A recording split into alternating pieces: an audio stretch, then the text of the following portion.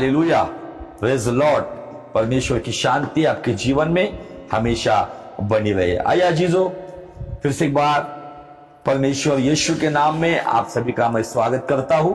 खुदावन आपके जीवन में बहुतायत से काम कर रहा है और निश्चय जिस पेज पर मैं प्रचार कर रहा हूं, इस पेज पर सुनने वाले जो लोग हैं, जो चिन्ह चमत्कार या बरकत आशीष की भविष्यवाणियों के भूखे नहीं है, तो ये लोग वचन के भूखे हैं। तो निश्चय इस वचन के द्वारा आपकी भूख मिटा दी जाएगी, आपकी प्यास बुझा दी जाएगी, क्योंकि ये परमेश्वर अपने वचन को भेजकर भजन संहिता 107:20 में कहता है कि मैं उन्हें चंगा करता हूं और गड्ढों से भी निकालता हूं।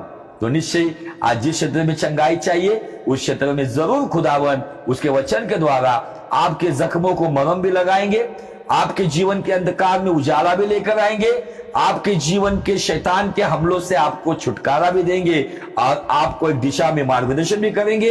शायद किसी के लिए ताड़ना भी आएगी, शायद किसी के लिए मधु से मीठा भी वचन आएगा, किसी के हृदय के आर पार वो दोधारी पैनी तलवार हो जाएगी, किसी के सर में हथौड़ा भी गिरेगा, किसी को आग के नाई वचन मिलेगा, क्योंकि परमेश्वर का वचन है जैसा चाहिए वो आपके जीवन में काम कर सकता है। आमीन। क्योंकि प्रभु यीशु मसीह ने खुद कहा है, सब कुछ व्यर्थ है, सब कुछ खत्म हो जाएगा, लेकिन परमेश्वर का वचन अटल है।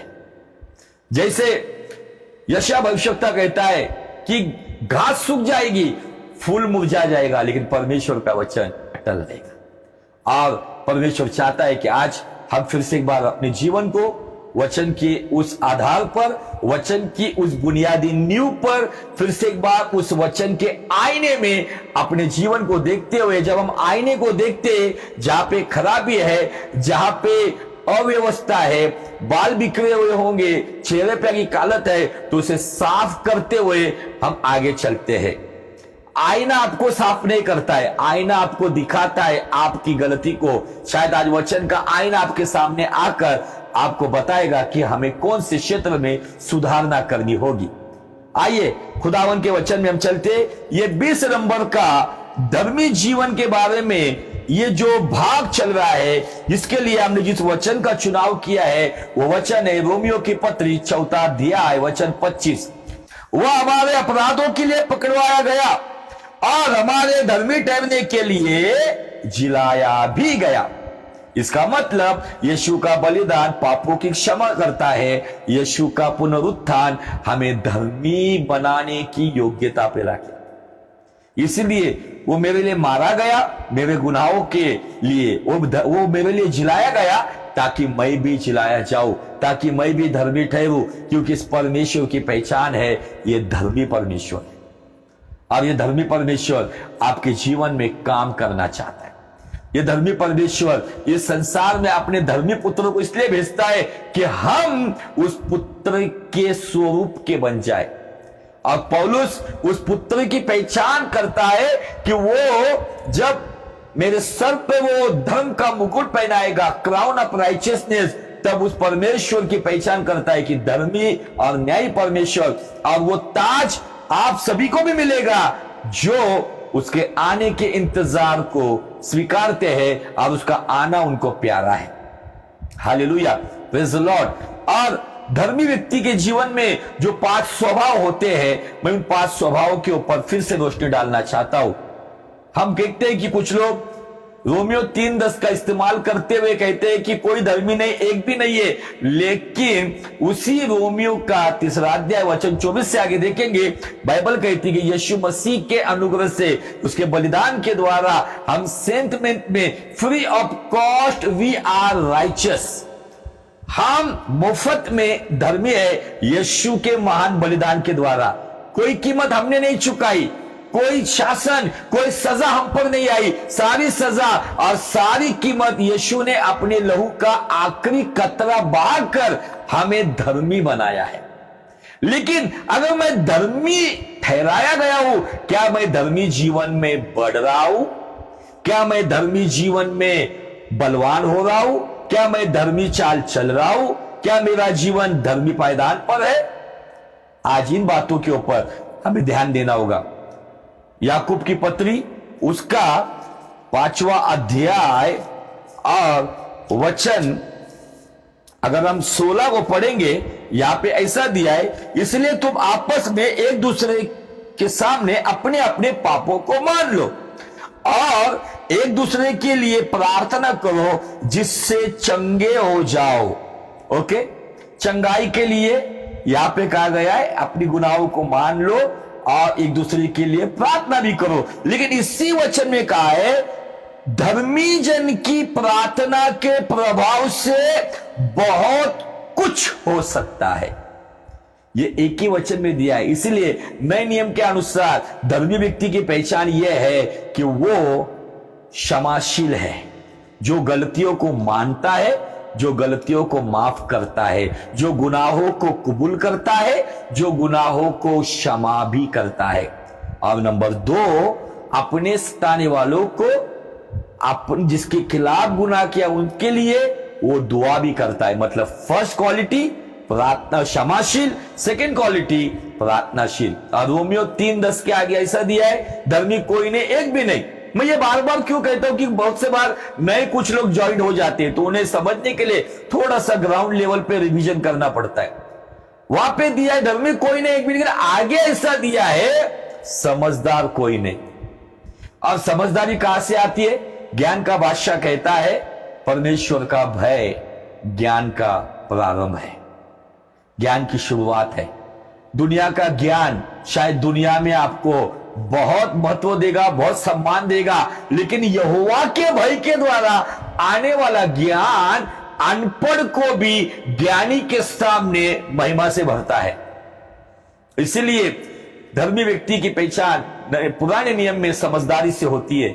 आगे दिया है खुदा को खोजने वाला कोई नहीं। इसका मतलब धर्मी व्यक्ति की पहचान जो खुदा को खोजता है। कैसे खोजता है? रोज वचन पढ़कर, प्रार्थना में जीवन जीकर, वचन सुनकर, वचन के अनुसार जीवन जीकर, उसके ख्यालों में रहकर। आज मैं मेरे ख्यालों में कौन सी बातों में अधिक होता हूं? अगर मेरे ख्यालों में मसीह की बातें हैं तो यही बात मुझे बताती है कि मैं खुदा की खोज में रहता हूं। यीशु की खोज में हम नए नियम में देखते हैं कि बड़ी संख्या आती थी, लेकिन बहुत कम लोग थे जिन्होंने यीशु को सही रीति से खोजा। इसीलिए जब 5000 लोगों को खाना खिलाया गया, वो दूसरे दिन ढूंढते आए। प्रभु ने कहा आप मुझे नहीं ढूंढ रहे हो, कल जो रोटी और मछली खाई ना उसलिए मुझे ढूंढ रहे हो, इसलिए मुझे राजा बनाना चाहते हो। वो चले गए। यीशु ने कहा आसमान से, आकाश से उतरी हुई रोटी मैं हूं, जो कोई मुझे खाएगा उसे ना भूख लगेगी ना प्यास लगेगी। यह सुनकर यहूदियों ने उसके साथ वाद विवाद किया। यीशु मसीह ने वहां पे अपनी लहू और अपने शरीर के बारे में बताया, भोज के बारे में बताया। जो कोई मेरा शरीर खाता है, जो केवल मेरा लहू पीता है, उसके अंदर अनंत जीवन आएगा। ये बातें सुनकर वाद विवाद हो गया।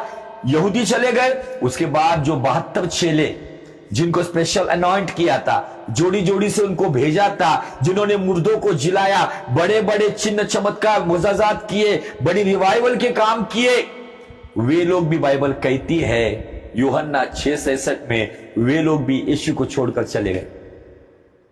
ये बड़े वरदानी लोग थे, बड़ी बड़ी सेवकाई करने वाले लोग थे, लेकिन वो भी यीशु को छोड़कर चले गए। तब यीशु कहते हैं पीछे मुड़कर 12 की ओर देखकर उन 12 चेलों को कहता है यीशु मसीह, यदि आप भी जाना चाहते हो तो यू कैन गो, आप जा सकते हो। लेकिन बाइबल कहती है एक व्यक्ति उठता है जिसका नाम पतरस, वो कहता है प्रभु तुझे छोड़कर जाए तो कहा जाए, जीवन की बातें आपके पास है। इसलिए जो अनपढ़ गवार थे, जिनको लोग एकदम साधारण समझते थे, इन्हीं लोगों के द्वारा अग्नि चर्चिस में बेदारी के बड़े बड़े काम हो गए। उनकी परछाई से बीमार चंगे होते थे, उनके शब्द सुनकर मुर्दे जिंदे होते थे, उनके प्रचार से हजारों की तादाद में लोग अपना जीवन यीशु को देते थे। क्यों? क्योंकि वे धर्मी ठहराए गए थे, लेकिन धर्मी जीवन में बढ़ रहे थे। आज सबसे बड़ी समस्या यह है चर्च नाना प्रकार की बातों में बढ़ रहा है, लेकिन धर्मी जीवन में नहीं बढ़ रहा है। धर्मी जीवन के बारे में, पश्चाताप के बारे में, न्याय के बारे में, उद्धार के बारे में, इन बातों के ऊपर प्रचार चर्चेस में से खत्म हो गए हैं। आज के प्रचार केवल कानों को गुदगुदी करने वाले, आज के प्रचार दिल को अच्छे लगने वाले, आज के प्रचार केवल बाह्य स्वरूप की भौतिक बातों को प्रसन्नता देने वाले प्रचार है। इसकी वजह से आज धर्मी जीवन आज समझ में नहीं आ रहा है। आज किसी ने बहुत अच्छा बहुत सुंदर एक कोट किया था हमारी मराठी लैंग्वेज भी, मैं थोड़ा सा वो बात बताना चाहता हूं। आज बहुत सारे लोगों का जीवन कैसा है पता है? उन्होंने ऐसा लिखा था, एक चूहा चीज डाले हुए पिंजड़े में फंसा हुआ है, उसकी पूंछ उस पिंजड़े के उस जाल में ब्लॉक हो गई है पूंछ, लेकिन फिर भी वो चीज खाने में गुम हुआ है, वो चीज खाने में मशगूल है, वो चीज खाने में बेपरवाह है। उसको ये पता नहीं है कि मेरी पूंछ उस फंदे में अटकी हुई है। आज कुछ मसीहों का जीवन ऐसा ही है, पाप में कहीं ना कहीं उनका जीवन फंसा हुआ है, अटका हुआ है, धसा हुआ है, लेकिन फिर भी वो आशीष की बातों को खाने में मशगूल है। वो चूहे के जैसे बहुत सारे मसीहों का जीवन है, लेकिन धन्य हुए धर्मी लोग जिन्हें आशीष मिले या ना मिले, बरकत मिले या ना मिले, चंगाई मिले या ना मिले, उन्हें अच्छा समझे या ना समझे, उन्हें सम्मान मिले या ना मिले, लेकिन धन्य हुए धर्मी लोग जो धर्मी यीशु के पीछे चलने की रोज कोशिश करते हैं। Hallelujah, praise the Lord. और हम इस एपिसोड में देख रहे धर्मी के निर्णय, धर्मी के फैसले या धर्मी का चुनाव।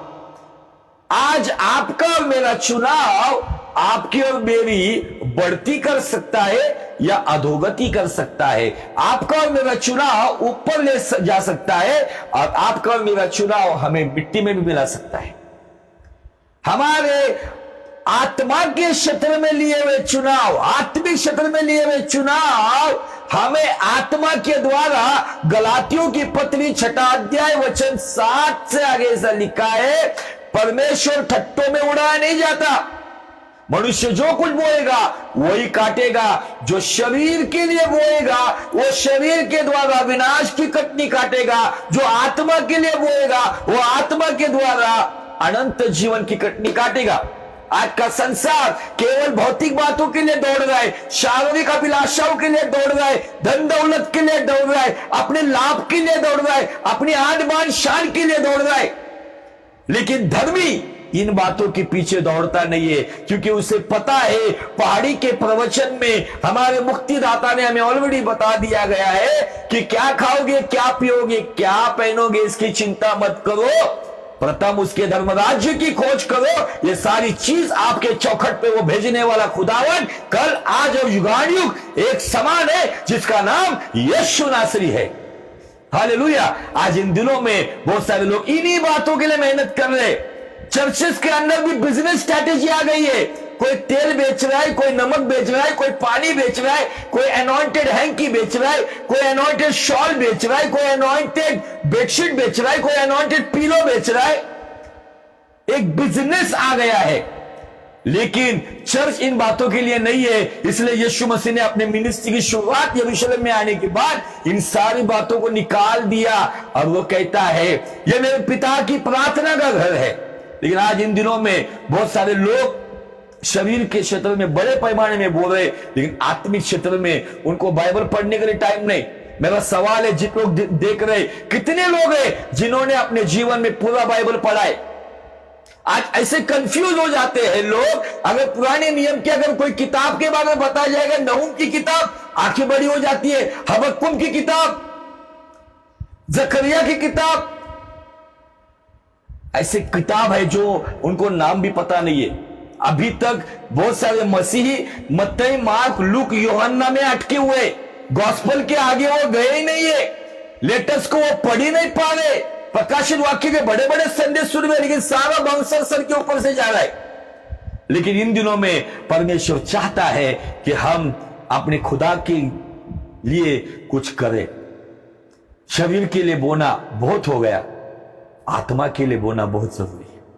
अगर आत्मा के लिए बोएंगे तो ये शरीर नष्ट हो कोई परवाह नहीं, इस शरीर को कब्रिस्तान मिले या ना मिले, लेकिन इस आत्मा को स्वर्ग राज्य मिलेगा। इन दिनों में हमें इन बातों के ऊपर अध्ययन करना होगा। हमारे चुनाव, हमारे फैसले, हमारे निर्णय अगर आत्मिक क्षेत्र में है, मैं धार्मिक जीवन में, धर्मी जीवन में बढ़ रहा हूं, तो यही निर्णय, यही चुनाव, यही फैसले मुझे आत्मा के द्वारा इस जीवन में और अनंत जीवन में खुदा की ओर से बेस्ट कटने देगा। अब हम देख रहे अब्राहम के निर्णय, अब्राहम के निर्णयों में कुछ बातें हम देख चुके हैं। आइए हम चलते उस परमेश्वर के वचन में। उसके पहले जिस नीति वचन का एक वचन हम हमेशा अब्राहम के पास जाने से पहले पढ़ते, वो है नीति वचन, उसका 10वां अध्याय और वचन 30। धर्मी सदा अटल रहेगा, परंतु दुष्ट पृथ्वी पर बसने न पाएगा। हम अब्राहम को देख रहे, जिसकी तुलना हम धर्मी व्यक्तिमत्व के साथ कर रहे, जिसको परमेश्वर ने धर्मी ठहराया, जो विश्वास से धर्मी हो गया। इसी बाइबल कहती है हम भी यीशु पर ईमान रखने के द्वारा धर्मी ठहराए गए हैं, उसके लहू के द्वारा धर्मी ठहराए गए। हम आत्मा से धोए हुए धर्मी लोग हैं। लेकिन क्या धर्मी जीवन में हम आगे बढ़ रहे हैं? धर्मी जीवन में आगे बढ़ना मतलब प्रभु में बढ़ना, आत्मा में बढ़ना, वचन की नींव पर अपने जीवन को बढ़ाना। फिर दुनिया पागल समझे या विद्वान समझे, कुछ मतलब नहीं है। स्वर्ग और स्वर्ग का परमेश्वर मुझे देख रहा है, उसकी नजरों में मेरा क्या स्थान है, उसको देखकर आपको मुझे जीना है। बहुत सारे लोग क्या कहते पता है, इसको क्या लगेगा, उसको क्या लगेगा। बहुत सारे लोग लोगों के विचारों पे जीवन जीते हैं। ये बकवाद मसीहत है। एक सच्ची मसीहत की शुरुआत ये है, वो लोगों के विचारों को नहीं देखते, वो स्वर्ग क्या सोचता है मेरे बारे में, मेरा परमेश्वर मेरे बारे में क्या सोचता है, उस विचार में चलता है। Hallelujah, praise the Lord. मैं अब्राहम के पास आने से पहले ना, मैं थोड़ा सा अब्राहम के जीवन से कुछ बातें आपके सामने रखना चाहता हूं, जो वचन हमेशा मुझे ब्लेस करता है, जिसके लिए आपको इब्रानी की पत्री 11 अध्याय वचन 13 से आगे ये वचन क्यों पढ़वाना चाहता हूं मैं, क्योंकि आप समझे कि इब्राहिम के वे निर्णय ही थे। कुछ निर्णय गलत हो गए, लेकिन उस निर्णयों को सुधारा भी गया। परमेश्वर की मर्जी को समझकर उन निर्णयों को सुधारा भी गया। गौर से सुनो, ये सब विश्वासी की दशा में मरे और उन्होंने प्रतिज्ञा की वस्तु नहीं पाई, पर उन्हें दूर से ही देखकर आनंदित हुए और मान लिया कि हम पृथ्वी पर परदेसी और बाहरी है। ये विश्वास के जो लोग हैं उनके बारे में बताया गया है। आगे देखो, जो ऐसी बातें कहते वे प्रकट करते कि स्वदेश की खोज में है, और जिस देश से वे निकल आए थे यदि उसकी सुधि करते तो उन्हें लौट जाने का अवसर था।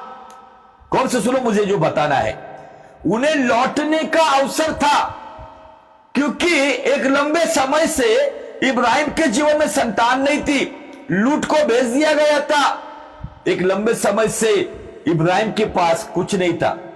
बाइबल कहती है उन्हें लौट जाने का अवसर था, लौट जाने की अपॉर्चुनिटी थी। कौन कौन सा परमेश्वर बुलाहट दी, मुझे अभी तक कुछ नहीं मिल रहा है, 25 साल का लंबा इंतजार कौन करेगा रे बाबा। लौटने का अवसर था, लेकिन बाइबल क्या कहती है, पर वे एक उत्तम अर्थात स्वर्गीय देश के अभिलाषी थे। उन्हें कुछ नहीं मिला था, लेकिन फिर भी उनके बारे में बताया गया है लौटने का अवसर था, लेकिन बाइबल कहती कि वे स्वर्गीय देश के अभिलाषी थे। आज मैं कौन से देश का अभिलाषी हूं? आज बहुत सारे लोग अमेरिका के वीजा के देश के अभिलाषी है, बहुत सारे लोग परदेश जाने के लिए अभिलाषी है, बहुत सारे लोगों को वीजा के लिए कोई प्रोफेसी करेगा क्या, मुझे पंजाब से उनसे फोन आया। आज एक नया स्ट्रैटेजी आ गया है, नई तरीके से हम देखते हैं। प्रार्थना खत्म होने के बाद वो सिस्टर कहती है, पास्टर जी प्रभु ने आपको कुछ दिखाया? मैंने उनको कहा, आपने कुछ दिखाने के लिए मुझे प्रार्थना करने को लगाया या आपको कुछ चाहिए बोल के प्रार्थना करने के लिए बताया? आज जो प्रार्थना की गई उसको तो आमीन कहा नहीं, लेकिन प्रार्थना खत्म होने के बाद लोगों को ये चाहिए। आज संसारिक देश के अभिलाषी बहुत है जो अपने आप को मसीह कहते हैं। बाइबल कहती है कि पर वे उत्तम अर्थात स्वर्गीय देश के अभिलाषी है, इसीलिए गौर से सुने वचन को, परमेश्वर उनका परमेश्वर कहलाने में उनसे नहीं लज्जाता। आमीन। ये गवाही हमें बनानी है। यहां पे देखने वाले हमारे पास्टर राजू अल्लाट है, सिस्टर नीता सागर है, पास्टर सेनानी है, जो जो भाई बहन देख रहे हैं ना, आपका और मेरे जीवन का मकसद क्या है पता है?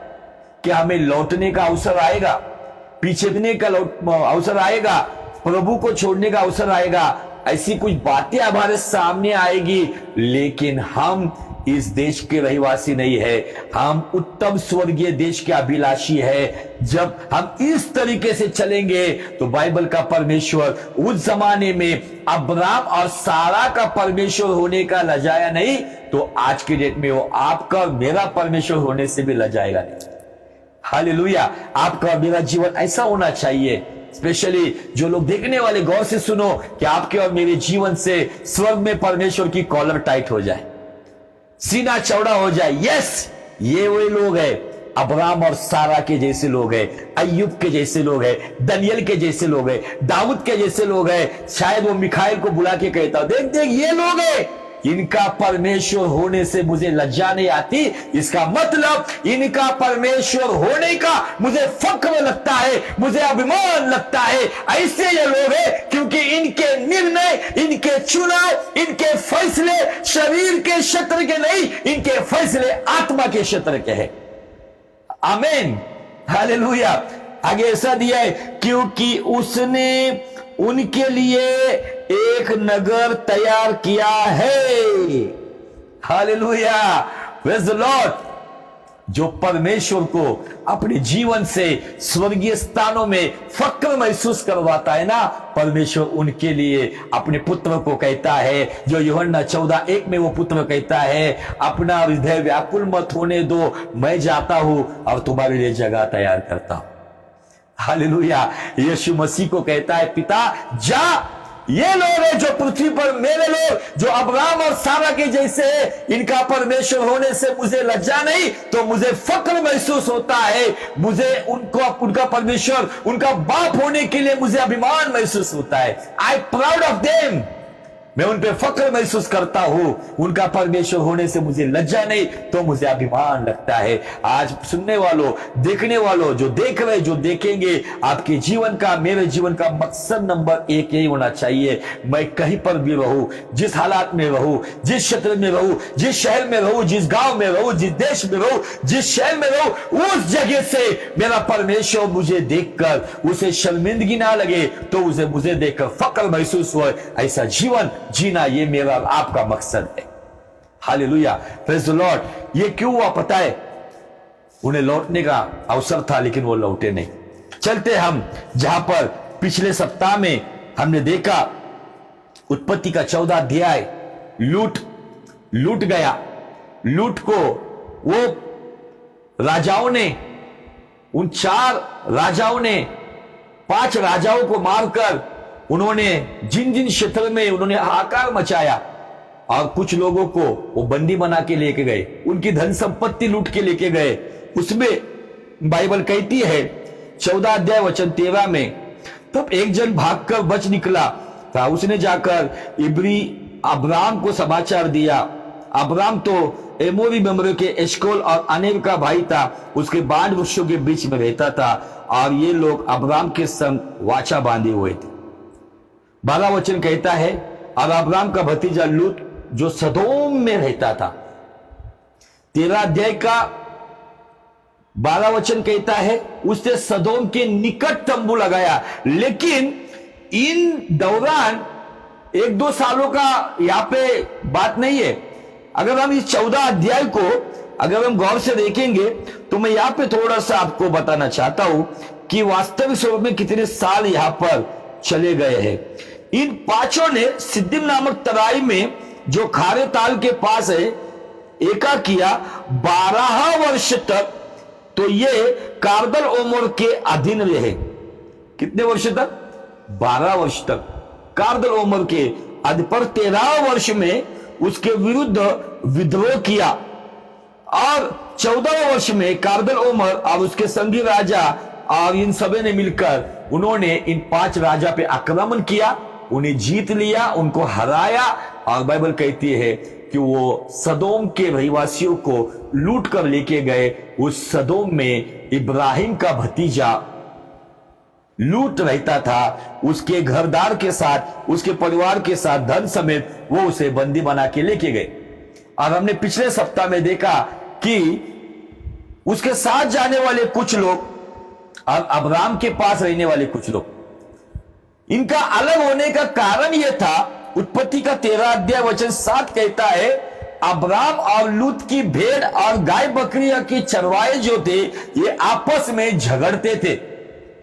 और फिर जो निर्णय हुआ, उस निर्णय के साथ लूत को तो ऐसा लगा कि उसकी लॉटरी लग गई, अपना अलग साम्राज्य बन गया। इसलिए जिस बाप ने जिस दिल से उसको संभाला था, जितना प्रेम उसको दिया था लूत को, उस बाप के प्रेम को भूलकर, उस प्रेम की धज्जियां उड़ाकर वो अपने बाप को छोड़कर, उस अब्राम को छोड़कर, दर्शन देने वाले परमेश्वर उसके साथ है, उस परमेश्वर के दास को छोड़कर वो चले गए। और बाइबल कहती है वो परमेश्वर की हुजूरी से बहुत दूर चला गया। तंबू में रहने वाला वो पक्के मकान में चला गया। ये तंबू में रहने वाले पक्के मकान में अगर आप देखेंगे, अब्राम का जीवन अगर आप देखोगे तो जिंदगी भर तंबू का जीवन है। और आप और मैं इस संसार में परदेसी है, ये तंबू हमें दर्शाता है। हमारा इस संसार में पक्का घर नहीं है। ये तंबू कभी भी तोड़ दिया जाएगा, ये तंबू कभी भी उखाड़ दिया जाएगा, लेकिन इस तंबू के अंदर सूली का बंबू होना चाहिए। इस तंबू के अंदर हम परमेश्वर की हुजूरी में रहने वाले लोग बनने चाहिए। बाइबल कहती है कि वो अच्छे घर में चला गया, लेकिन वो लूट लिया गया। और आगे 14 अध्याय का 14 वचन कहता है, ये सुनकर उसका भतीजा बंदी बना लिया गया। तब अब्राम ने अपने 318, गौर से सुनो अभी, शिक्षित युद्ध कुशल में निपुण दासों को लेकर, जो उसके कुटुंब में उत्पन्न हुए थे, अस्त्र शस्त्र धारण करके दान तक उनका पीछा किया। और अपने दासों के अलग अलग दल बांधकर रात को उन पर चढ़ाई करके उनको मार लिया। और होबा तक जो दिमिश्क के उत्तर की ओर है उनका पीछा किया, और वो सारे धन को और अपने भतीजे लूत और उसके धन और स्त्रियों को, सब बंदियों को लौटा ले आया। किसके बल पर? आप इन बात को साधारण मत लो। ये जो कार्दनलोमर और उसके साथ जो 3 राजा, मतलब इन 4 राजाओं ने 5 राजाओं का अस्त किया, 5 राजाओं को शिकस्त दी, 5 राजाओं को उनका साम्राज्य खत्म किया। इन 5 राजाओं को खत्म करने वाले इन 4 राजाओं पर चढ़ाई करके ये 318 लोगों की फौज गई है।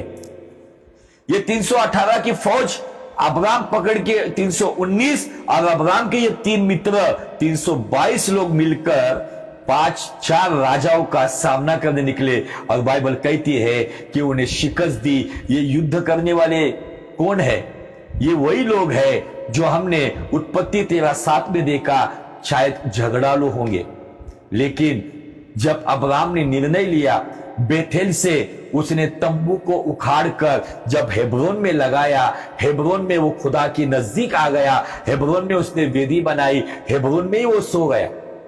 हेब्रोन में आने वाले लोग स्पिरिचुअल जायंट होते हैं, आत्मिक राक्षस, जो शरीर से साधारण होंगे लेकिन आत्मिक बातों के द्वारा दुष्ट को नेस्त नाबूद करने वाले लोग बने। आज यहां पर हमें दिखता है कि इब्राहिम का वो निर्णय, वो भावना में या जज्बात में बहते हुए वो लूत को समझाने नहीं गया, लूत को मनवाने नहीं गया, तो उसने परमेश्वर की वाणी को सुना, तंबू को उखाड़ा। आज मैंने पिछले एपिसोड में बताया था, आपको भी आपके जीवन के नाना प्रकार के जज्बात के तंबू होंगे।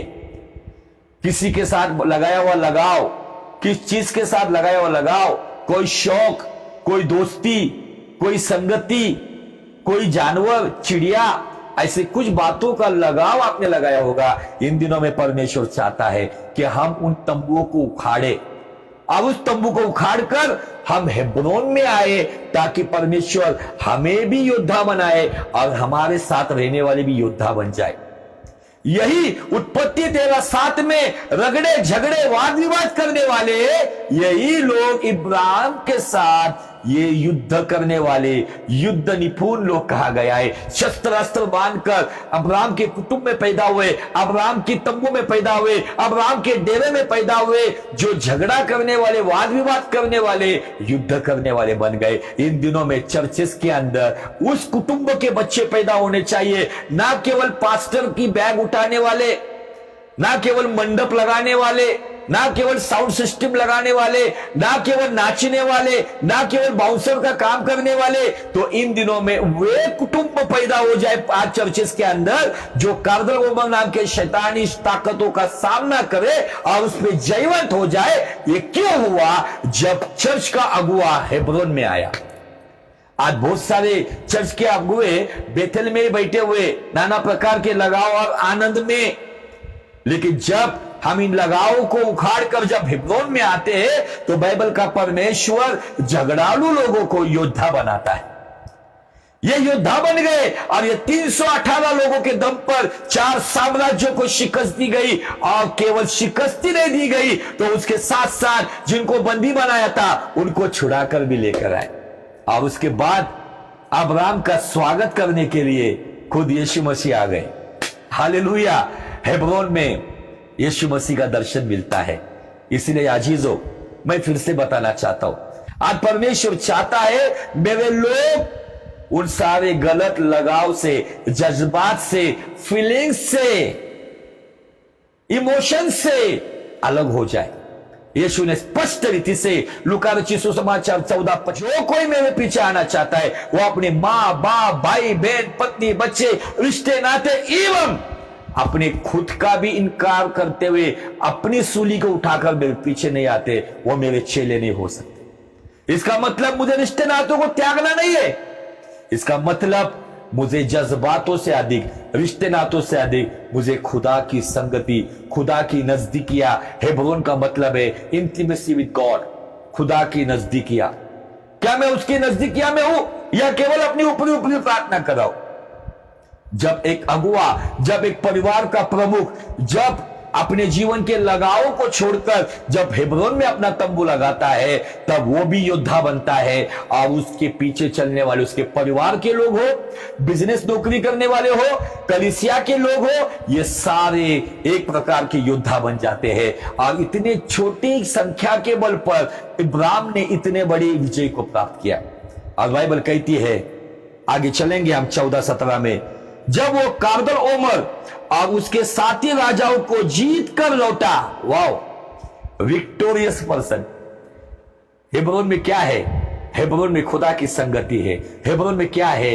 हेब्रोन में झगड़ालू, वाद विवाद करने वाले योद्धा बनते हैं। हेब्रोन में क्या है? हेब्रोन में जीत है। विक्टोरियस क्रिश्चियन लाइफ हेब्रोन में हमें दिखती है। बाइबल आगे कहती है, तब सदोम का राजा शावे नामक तराई में, जो राजा की तराई भी कहलाती है, उससे भेंट करने के लिए आया।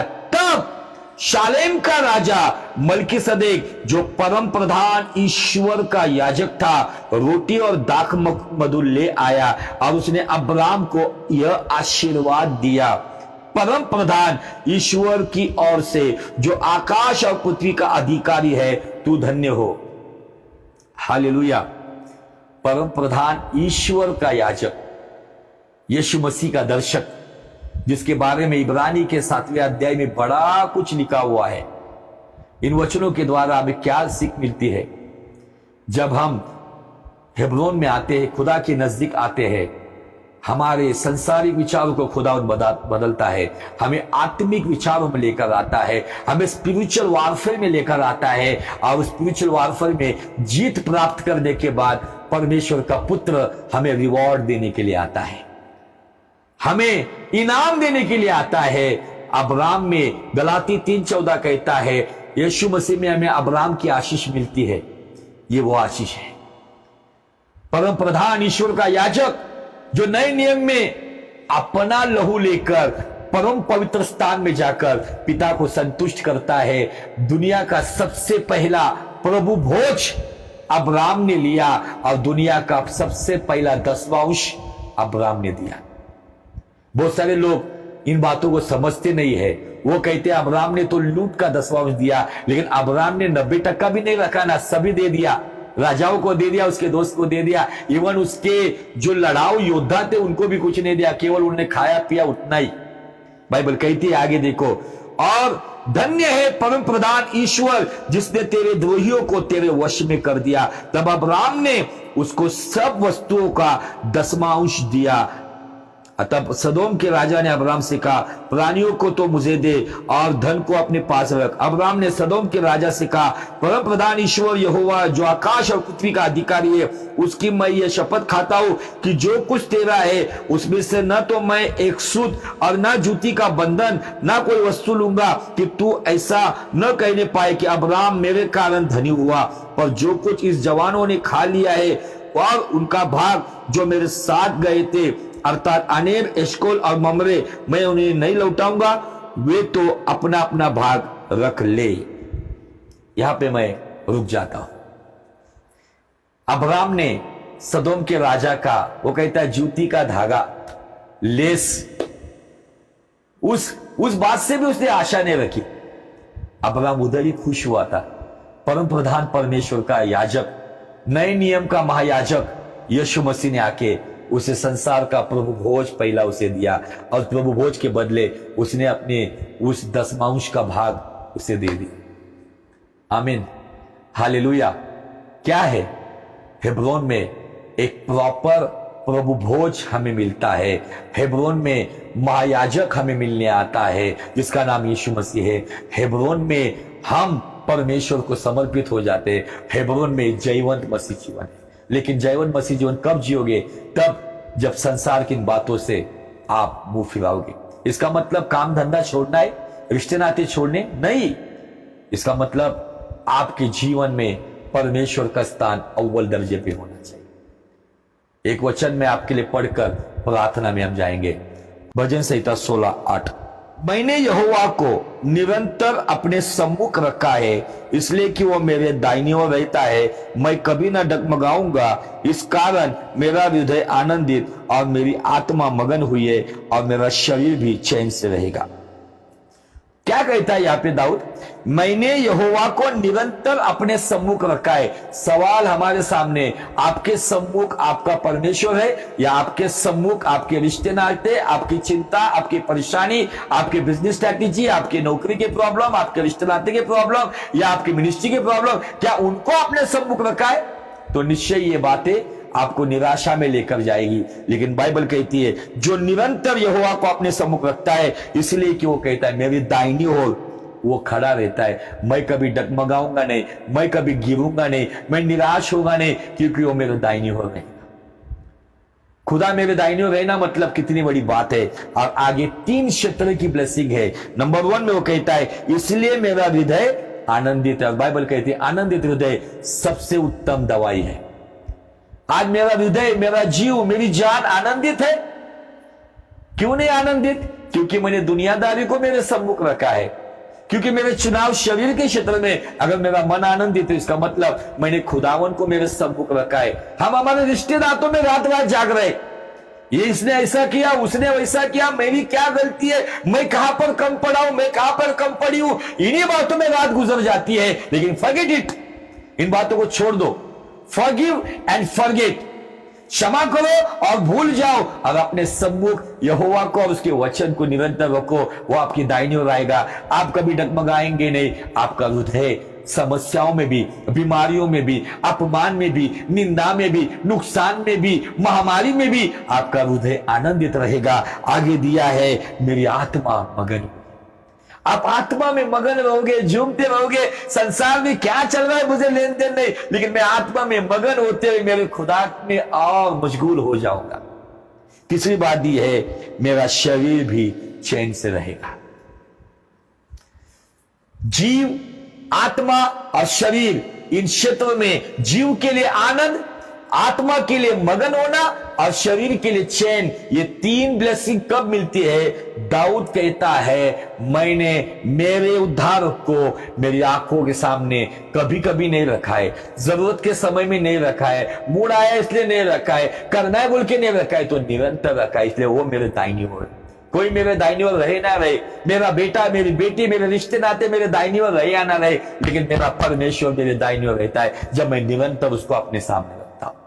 हम बहुत आशा लगाए बैठे संसार से, मेरा बेटा मेरी बेटी मेरी पत्नी मेरा पति मेरे भाई मेरी बहन मेरी माँ मेरा बाप मेरा दोस्त, अरे ये सारे लोगों को ढूंढना है तो ये सारे रिश्ते आपको यीशु मसीह में मिलेंगे। वो यीशु मसीह, अगर उसको आप आंखों के सामने निरंतर रखते हो, हर समस्या में उसको प्रथम स्थान देते हो, हर सक्सेस में आप उसको प्रथम स्थान देते हो, हर बात में उसकी ओर देखकर अगर जीवन जीते हो, तो मुझे आपको बताना है वो दाहिनी ओर आएगा। आप कभी डगमगाएंगे नहीं, आपका हृदय आनंदित होगा, आपकी आत्मा मगन होगी, आपका शरीर चैन से रहेगा। बहुत अद्भुत बातें हैं। लेकिन क्या है, मेरे जीवन में मैंने जज्बातों को बहुत थाम कर रखा है। ये जज्बात मुझे रुलाने का काम करते हैं, लेकिन मैं आत्मिक क्षेत्र में जब होता हूं ना, तो मेरे अपने मुझे रुलाए या हंसाए मुझे कुछ फर्क नहीं पड़ता है, क्योंकि प्रभु का आनंद मेरी ताकत है। संसार में यीशु मेरी ताकत है। ये वचन हम बहुत सुनते हैं, उतने समय के लिए बहुत प्रोत्साहित होते हैं, लेकिन मुझे आज आपको बताना है, इस वचन पे मनन करो, अध्ययन करो। आपके जीवन में आपको अपने प्रेम नहीं करते, अपने साथ नहीं देते, आपके अपनों ने आपको ठुकरा दिया है, नो प्रॉब्लम है। नए नियम में वाचा बांधने वाला कहता है, मैं तुझे अनाथ नहीं छोड़ूंगा, इस संसार के अंत तक मैं तेरे साथ हूं। आमीन। खुदावन इन दिनों में आपसे बात करना चाहता है। धर्मियों, ये 20वां एपिसोड है। इस एपिसोड में खुदावन ने आपसे डायरेक्ट बात की है। उखाड़ो वो तंबू, आ जाओ हेब्रोन में, आप भी योद्धा बनो, आपके साथ चलने वाले भी योद्धा बनेंगे और बड़े जयवंत के साथ यीशु मसीह का दर्शन पाओगे। यीशु मसीह के हाथ से डायरेक्टली प्रभु भोज पाओगे और प्रभु भोज के द्वारा परमेश्वर में मगन हो जाओ। आइए अपने आप को जांच कर हम कहेंगे, खुदावन हमने जज्बातों को बहुत महत्व दिए, दुखों को बहुत महत्व दिया है, हमारे सताने वालों को बहुत महत्व दिया है, हमारे साथ धोखाधड़ी करने वालों को बहुत महत्व, लेकिन आज सबको भूलकर हम हमारी नजरें आपकी ओर लगाते, क्योंकि भजन संहिता 34:5 कहता है, जिन्होंने उसकी ओर देखा उनका मुंह लज्जा से काला नहीं होगा, तो उसके तेज से उनका मुख तेजोमय होगा। आइए हम दुआ करते। प्यारे पिता परमेश्वर, यीशु नासरी के जीवित जलाली और सामर्थ्य नाम में मांगते हैं खुदावन, प्रभु आज के वचन के द्वारा हमारे साथ देने वाले हो या ना देने वाले हो, हमें छोड़कर जाने वाले हो या हमारे साथ रहने वाले हो, इन बातों का कुछ प्रभाव हम पर ना हो। हमारे जीवन में कुछ भी होने दो, लेकिन हम जज्बात के उस तंबू में, हम बेथल में नहीं, तो हम बेथल से तंबू खाड़कर हेब्रोन में आकर खुदावन आपके नजदीक आना चाहते हैं, आपके करीब आना चाहते हैं, आपके साथ एक रूप होना चाहते हैं, ताकि प्रभु हम भी योद्धा बने और हमारे पीछे चलने वाले, हमारे कलीसिया के लोग या हमारे परिवार के लोग हो, वो भी योद्धा बने और हर दिन जयवंत मसीह जीवन जीकर उस मलकीसदेक का याजक यीशु मसीह का दर्शन पाए। ऐसा अनुग्रह तू कर। धन्यवाद देते बाप पिता परमेश्वर। हे बाप, आपने हमसे बात की इसलिए धन्यवाद देते प्रभु। इस वचन को केवल प्रचार करने वाले या सुनने वाले ना बने, तो जो प्रचार किया है, जो सुना है, उसके अनुसार हम हेब्रोन में आपके और नजदीक आए, संसार की बातों को त्याग कर हम आपके करीब ज्यादा से ज्यादा समय बिताए। इसलिए प्रभु जी हमारी अगुवाई आपके पवित्र आत्मा के द्वारा कीजिए। धन्यवाद देते हैं, आपकी महिमा करते हैं। आप जैसा कोई नहीं, आप ही हमारी जीवित परमेश्वर, आप ही हमारे सब कुछ हो। सब छोड़ देंगे लेकिन आप कभी ना त्यागेंगे, ना कभी छोड़ेंगे। प्रभु दुआ करता हूं, जो भी भाई बहन इस लाइव सेशन में जुड़े हुए, उन सभी के आत्मिक, मानसिक, शारीरिक, भौतिक, पारिवारिक, इन सभी क्षेत्रों में काम कीजिए, उन्हें आशीषित कीजिए, उन्हें धन्य कहिए। जैसे आप अब्राहम और सारा का परमेश्वर होने का लजाते नहीं, वैसे प्रभु उनका परमेश्वर होने के भी आप लजाए नहीं। तो आप जैसे अब्राहम और सारा पे फक्र महसूस करते थे, वैसे प्रभु उन पर भी फक्र महसूस करे। ऐसा जीवन जीने के लिए आपके पुत्र यीशु नासरी के नाम में पवित्र आत्मा में आप उनकी अगुवाई कीजिए। अगर कोई बीमार है, यीशु नासरी उनको छू लेना। मैं डिक्लेयर करता हूं पत्र 2:24 के अनुसार आपके कोड़े खाने से वे चंगे हो गए। धन्यवाद देते, आपकी महिमा करते। आपने उनको छुआ, जिनके काम बड़े दिनों से बंद पड़े हुए, जिनके ब्रेक थ्रू के दरवाजे बंद, यीशु के नाम में वो काम खुल जाए, वो दरवाजे खुल जाए और वो आशीषित हो जाए।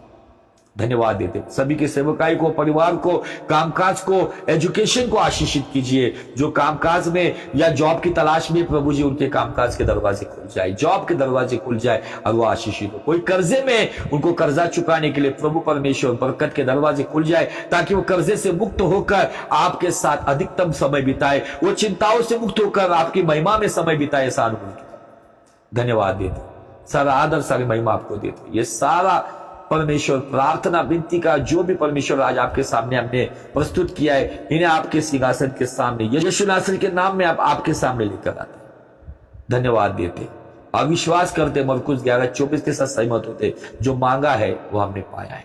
परमेश्वर का प्रिय पुत्र जो था, जो है और जो आने वाला, अल्फा ओमेगा, यहूदा का शव बब्बर, उस यीशु नासरी के जीवित, जलाली और सामर्थ्य नाम में मांगता हूं, इसलिए सुन और ग्रहण कर पिता। आमीन, आमीन।